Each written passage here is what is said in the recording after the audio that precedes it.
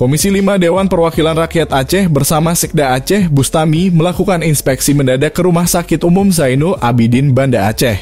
Dalam sidak tersebut, tim menemukan adanya ketidakjelasan jadwal dokter bertugas sehingga menyebabkan antrean pasien. Amatan habaaceh.id, rombongan yang dipimpin Ketua Komisi 5 DPRA M. Rizal Fahlevi Kirani melakukan sidak ke sejumlah ruangan poli dan ruang pasien. Fahlevi mengatakan kehadiran dokter di rumah sakit plat merah itu hanya sekitar 10%, yakni dari 5 orang dokter bertugas hanya 1 orang yang hadir, sehingga kerap terjadi antrean pasien.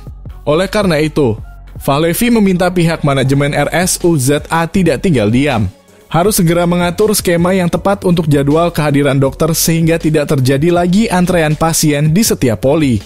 Fahlevi menilai, sebagai rumah sakit rujukan dari 23 kabupaten kota di Aceh, RSUZA seharusnya dapat memberikan pelayanan terbaik bagi masyarakat, bukan malah mempersulit masyarakat dengan berbagai prosedur rumah sakit.